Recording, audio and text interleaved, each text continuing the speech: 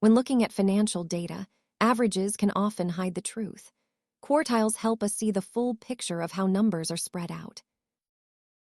A quartile is a statistical term that divides a ranked data set into 4 equal parts, each representing 25% of the total.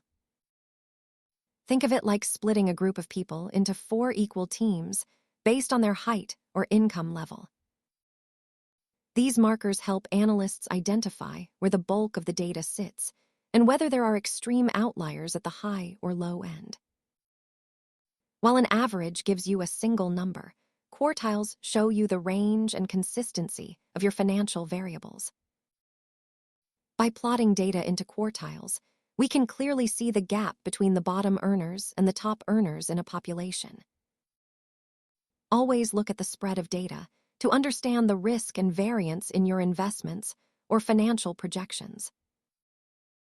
Mastering these basics helps you make more informed decisions. Thanks for watching, and remember to keep learning about your money.